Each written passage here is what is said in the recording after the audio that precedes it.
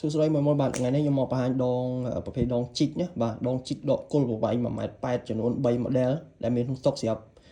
model ទី1នេះគឺ brand Lure Killer Deep Master 1.8 ដកគល់សាច់ត្បាញ cross អក្សរ X បាទពីគល់ដល់ចុងបាទពណ៌វារៀងបែកបដូរពណ៌យ៉ាងឃើញរៀងបៃតងស្វាយខ្មៅបាទបដូរពណ៌បែក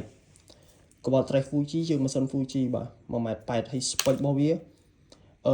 សម្រាប់នុយជីកអាចលេង80ទៅដល់200ក្រាមបាទ PE លេខ2ដល់លេខ4ហើយដងនេះគេតេស្តទម្ងន់បានដល់18គីឡូនោះបាទអញ្ចឹងមួយយកទៅលេងត្រីសមុទ្រធំបាទទឹកជ្រៅគីឡូធ្ងន់បាទដងនេះអែមមែនទែនបាទស្អាត Lure Killer Deep Master 1.8 ដកគល់បាទហើយសម្រាប់មួយ model ទៀត brand Mad Mau បាទ Mad Mau Game Jigger បាទដងនេះមួយស្គាល់ច្រើនដែរមកទៅហើយប្រវែងវា 1.8 ដូចគ្នាដកគល់កវ៉ាល់ Trash ជើងម៉ាស៊ីននេះ Fuji 1M បាទសាច់ត្បាញកាញ់គល់ដល់ចុងហើយ spec របស់វាសម្រាប់លុយជីកអាចលេងពី60ដល់200ក្រាម PE លេខ2ដល់លេខ4បាទ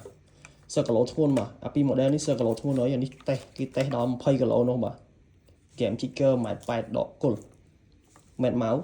សម្រាប់អានេះសម្រាប់មួយដែលរចង់រៀងទុនបាទលេងតដៃមួយត្រីបាទដងនេះបាទ MSX Limited 1.8 បាទដងនេះរៀង slim ជាងអាពី model នេះបាទ 1.8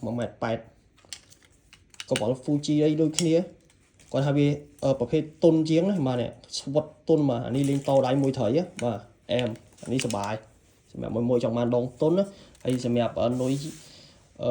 ជីកអាចលេងបានដល់ទៅ50ពី50ដល់200ក្រាមបាទអញ្ចឹងមាន3 model ហ្នឹងបាទមួយចាប់អារម្មណ៍អាចតទៅមកបានអានេះរៀងទុនជាងគេបាទលេងតដៃមួយត្រីសុបាយនេះបាទសម្រាប់អាពីនេះ20គីឡូធ្ងន់បាទក៏ហើបហើយបាទអញ្ចឹងមួយចាប់អារម្មណ៍តទៅមកបានខ្ញុំមាន3 model ហ្នឹងមាន stock ស្រាប់